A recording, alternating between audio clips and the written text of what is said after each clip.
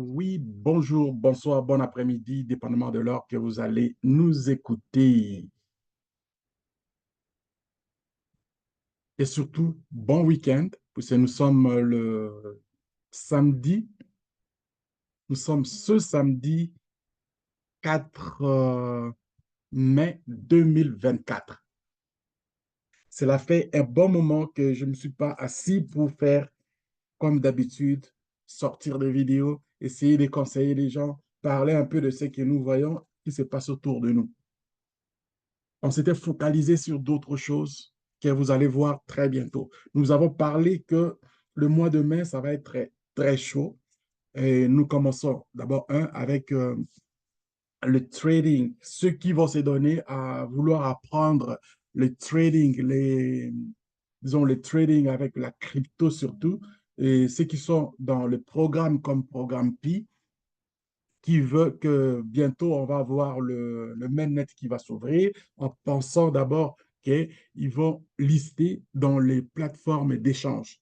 Et ceux qui ont des difficultés, ceux qui aimeraient avoir une connaissance de base, nous allons bientôt commencer.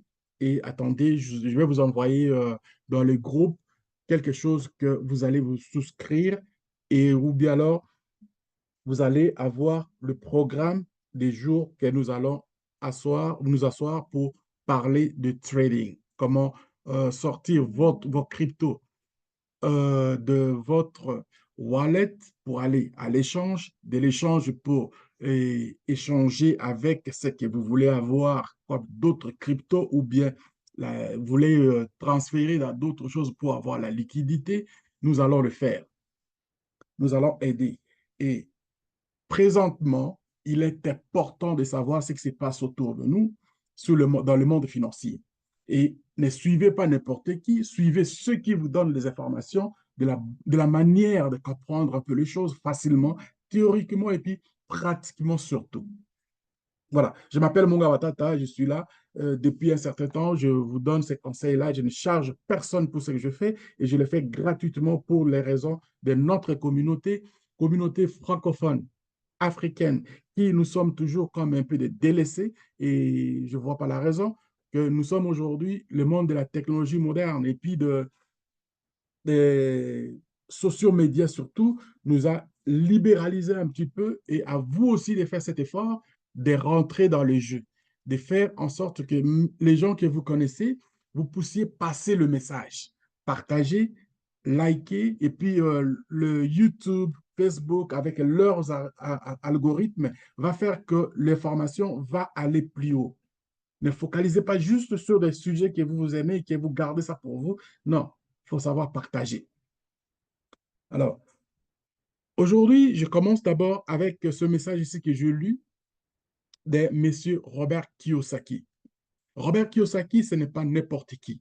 Robert Kiyosaki, c'est quelqu'un que je suis vraiment depuis un certain temps et il m'a éduqué beaucoup. Je continue à apprendre derrière ses théories et puis ses pratiques et je pense que ça vaut la peine de partager à ceux qui voudraient augmenter leurs connaissances dans ce sens-là aussi.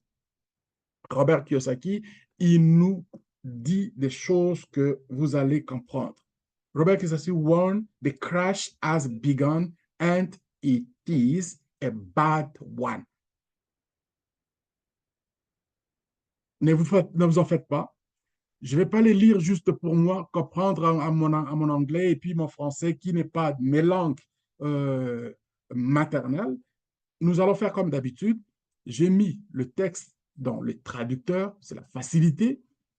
Et nous allons lire ensemble pour comprendre pourquoi il a dit, il a prédit. Et généralement, quand il dit des choses, ça se concrétise. Il avait parlé de la dédollarisation. Je vous ai fait ça savoir il y a peut-être une année, 2 ans.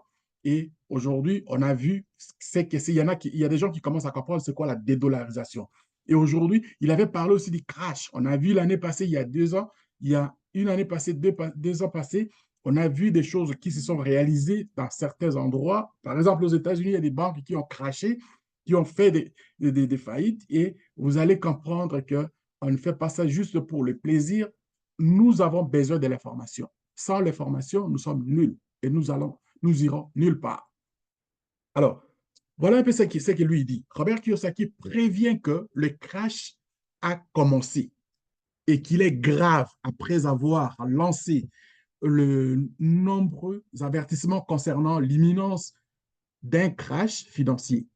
Le célèbre investisseur et auteur du livre best-seller sur les finances personnelles, Rich Dad Poor Dad, Robert Kiyosaki, vient de changer d'avis en déclarant que le crash a déjà commencé et en énumérant les règles à retenir pendant cette période.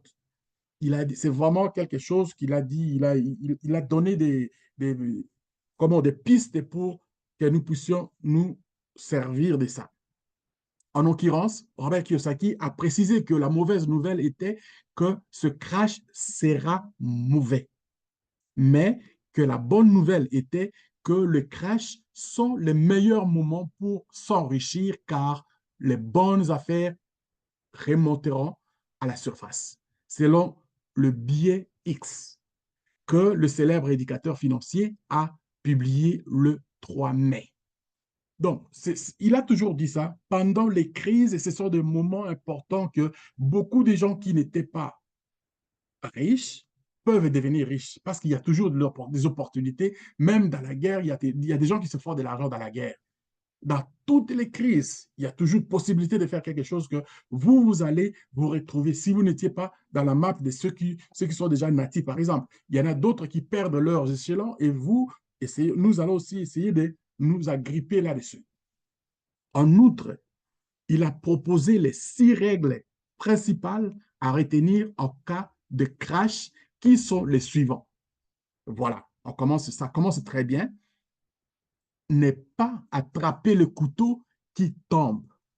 Ça, j'ai aimé ça. En anglais, ça se dit encore mieux, c'est-à-dire que il faut faire très attention. Il faut faire très attention. Il y a des gens qui se précipitent, qui se bousculent pendant ce temps-là. Il faut faire très attention de ne pas tomber dans le piège. OK? Selon Kiyosaki, la patience est une vertu et la cupidité est un défaut en période de crash. Même lorsque les bonnes affaires tombent à droite et à gauche, peu importe, ça peut venir, il conseille donc de ne pas devenir cupide juste parce que le prix baisse et d'attendre que le prix ait atteint leur niveau de prix, leur niveau de plus bas et que plus personne n'éveille de l'actif que vous voulez. Donc, ne vous précipitez pas, ne vous bousculez pas, gardez le calme, surtout. Surtout de garder le calme. Le peu que vous avez, avoir plutôt une vision d'avance. Ne pas regarder ce que les autres disent, les spéculations, non. Restez tranquille.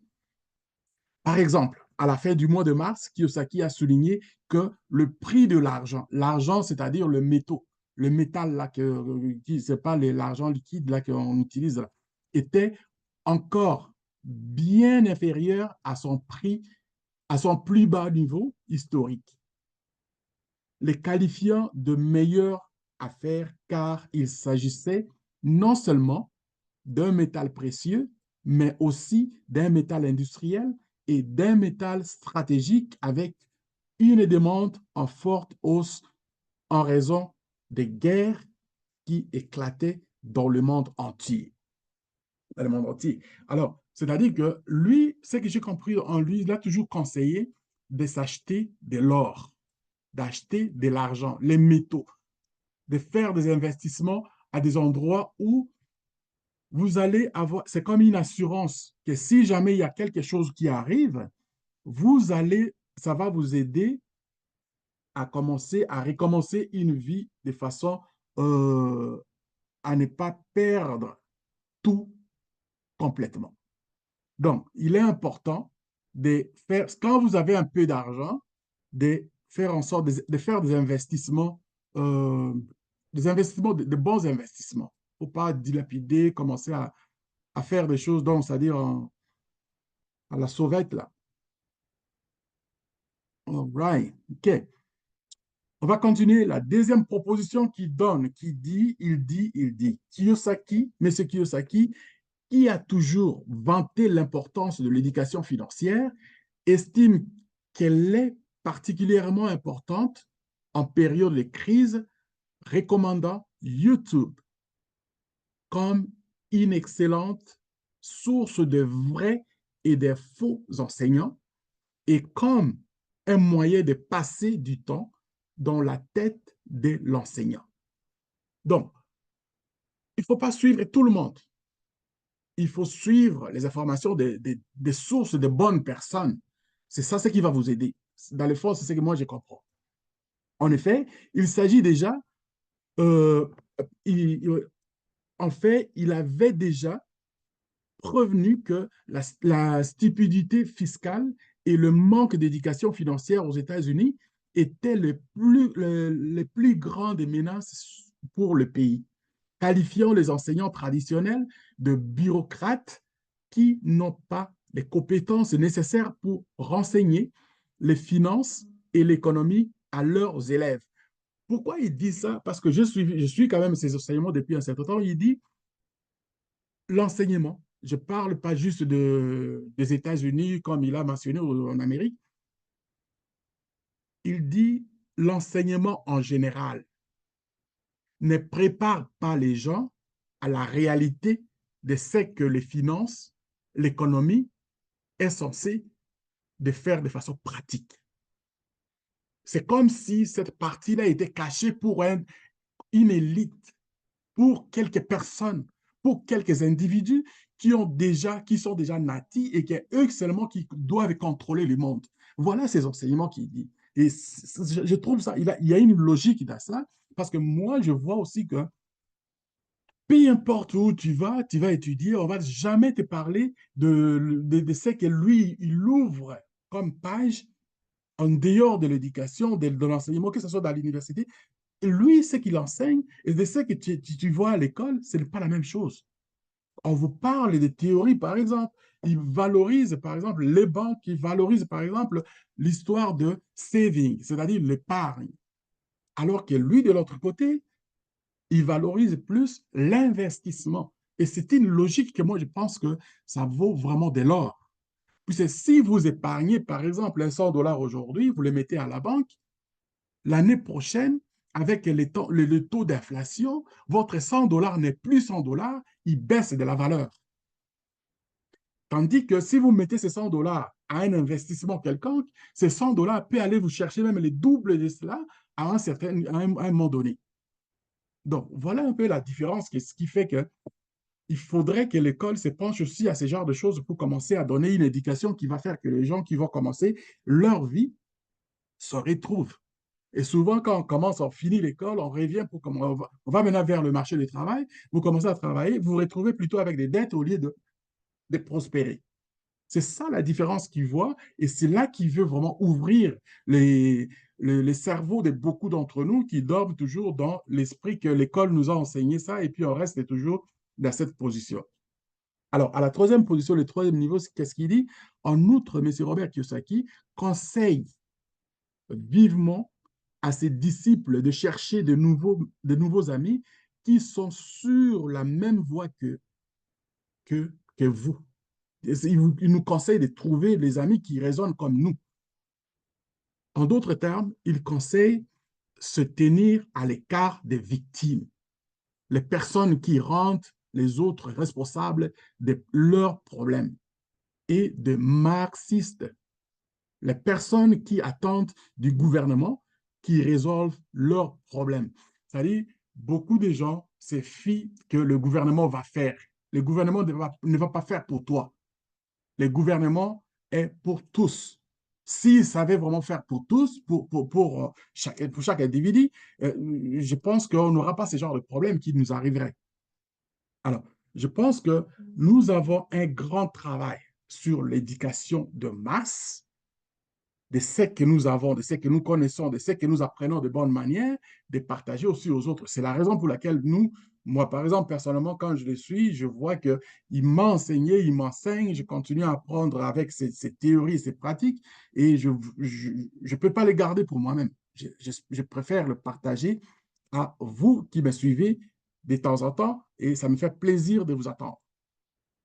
Alors, il a notamment qualifié de marxiste le gouvernement actuel des États-Unis, dirigé par le président Joe Biden, affirmant qu'ils ont pris le pouvoir aux États-Unis lors des élections de 2020 et augmenteront les impôts financiers, imposeront un contrôle des loyers. Car la hausse des taux d'intérêt fait baisser la valeur des biens immobiliers. Ça, c'est encore une autre chose qui va arriver, c'est-à-dire si on arrive avec la crise immobilière, c'est vraiment des choses qu'il ne faut pas perdre, qu'on ne peut pas se permettre de les vivre. C'est très dangereux dans ce genre de pays que nous nous trouvons là. Peut-être ailleurs, c'est différent, mais ici, c'est vraiment quelque chose qu'il faut vraiment faire très attention. Alors, en quatrième position, un instant, je vais prendre plutôt donc le texte en haut, la quatrième position, comme ça, on va essayer d'aller jusqu'au... Okay. Now we're going to take just the fourth one.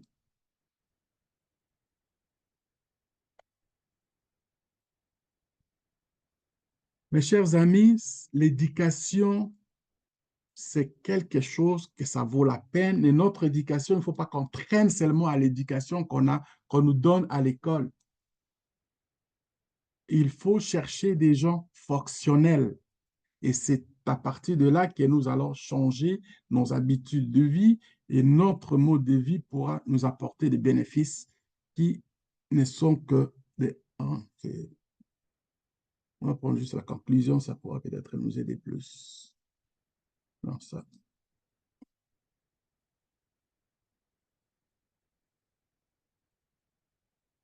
Et vous qui allez prendre ceci, je vous dis, mes chers amis, partagez aux amis, partagez à nos frères et sœurs qui ne nous regardent que de temps en temps. Si vous ne leur donnez pas, c'est-à-dire vous ne leur rendez pas la vie facile. OK.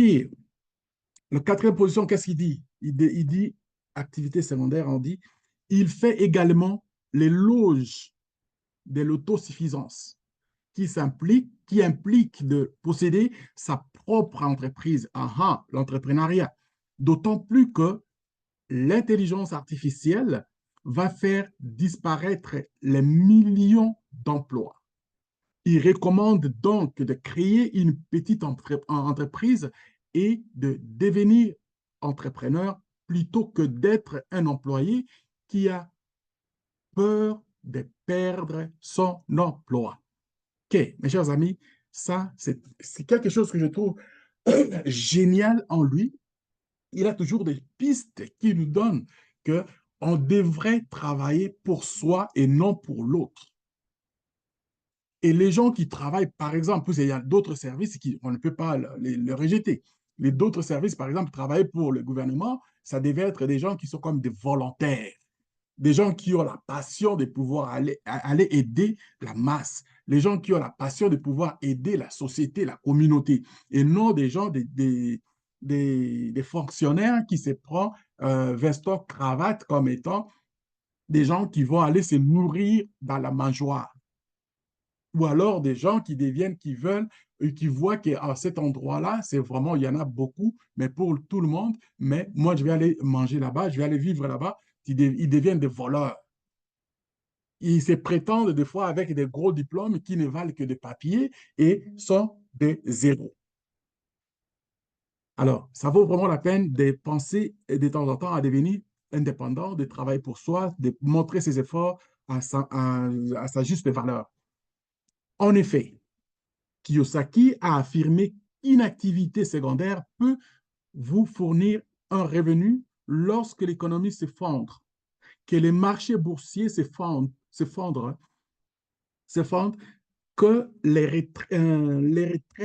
retraites s'effondrent et que le chômage augmente et pourrait même devenir le prochain Amazon, Nasdaq, Amazon et puis Bitcoin comme Fibolt l'a rapporté à la fin de l'année 2022.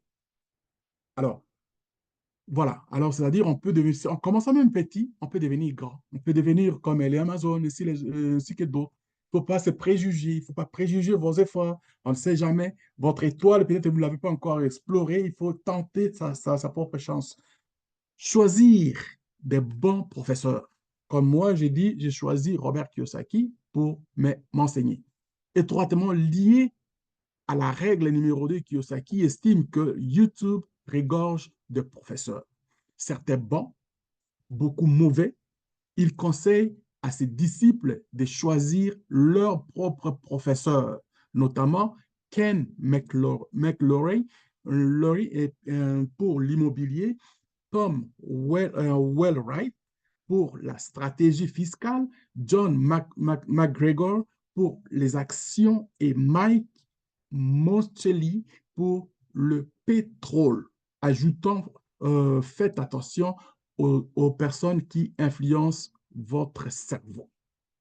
N'allez pas vous nourrir, ne laissez pas votre cerveau se faire nourrir par des gens qui vont vous induire encore plus en erreur. Ça ne pardonne pas. C'est ça qu'il veut dire dans le fond. Faites attention aux gens qui influencent votre cerveau, votre attitude et votre esprit. Ça se paye très cher. Pour rappel, il a déjà admis que toute sa famille était composée d'instituteurs, arguant que c'est ainsi qu'il a su que ce sont tous les bureaucrates et des financiers stupides et que de ces faits, personne ne devrait faire confiance aux instituteurs ou leur demander des conseils financiers. Des fois, il est un peu dur. Il suggère plutôt d'économiser l'or, l'argent et le bitcoin, c'est-à-dire la crypto en général, si je peux dire la crypto, mais il faut faire le choix. En d'autres termes, de l'argent réel qui prend de la valeur, en particulier en cas de crash boursier. Donc, il faut garder un peu une liquidité dans sa poche, si on l'a, et essayer maintenant de trouver d'autres suggestions qu'il a mis pour que vous ne puissiez pas devenir des clochards après ce genre de crise.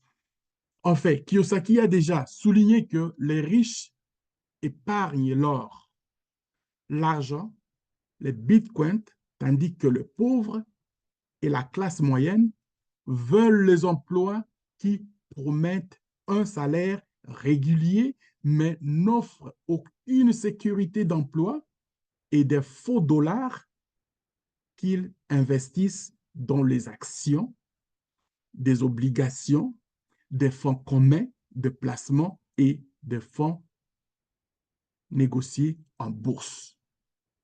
Vous voyez la différence, c'est qu'il dit toujours, les riches ne travaillent pas pour l'argent. Les riches économisent et gardent leurs avoirs dans les faits, dans les choses qui ont de la valeur. Tandis que les gens de la classe moyenne préfèrent aller chercher des emplois. Non, mon emploi me paye très bien. Je ne peux pas faire d'autre chose. Je suis comme si, et mon job, c'est pour, c'est-à-dire, ils sont limités dans leur mental. Ils sont programmés de façon différente. Les riches sont programmés pour conserver ce qu'ils ont. En conclusion, tout bien considéré, Robert Kiyosaki met en garde depuis longtemps contre la menace imminente d'un effondrement financier mondial, en particulier aux États-Unis, où les faux dollars érodent la domination mondiale et poussent l'Empire américain à sa perte. Seul l'avenir nous dira et dans quelle mesure ces prédictions étaient justes. Wow! Avertissement. Contenu de ces sites ne doit pas être considéré comme un conseil en investissement. L'investissement est une activité spéculative. Lorsque vous investissez, votre capital est à risque. Et moi aussi, je dis la même chose. Je rapporte, je donne l'information que je trouve que c'est une information qui m'a ému, qui m'a toujours. Donc, je suis ce monsieur depuis un certain temps et je sais qu'il me donne il m'éduque, il m'a éduqué, il m'a donné l'envie de faire l'entrepreneuriat. Je sais de ce que je sais qu'il dit, de ce qu'il fait. Et pour moi, c'est quelque chose que je dois partager à ceux qui me suivent. Et vous qui suivez en ce moment, je vous donne le même conseil de dire, écoutez, je ne suis pas votre conseiller financier, mais si vous pouvez partager aux gens qui nous suivent, de faire en sorte que nous puissions être aguerris de l'information, ça sera une très bonne chose. Faites un petit like, partagez. Si vous ne vous êtes pas souscrit encore à cette chaîne, je vous en prie de vous souscrire parce qu'il n'y a pas seulement ce genre d'informations, on a d'autres cryptos dans le trading et le programme de trading, ça commence cette semaine que nous allons commencer et nous allons avoir le programme très bientôt dans notre groupe WhatsApp. Ceux qui sont là, ils vont le savoir. Je vous salue pour ce week-end et je vous dis merci à la prochaine. C'était à vous, mon Gavatad.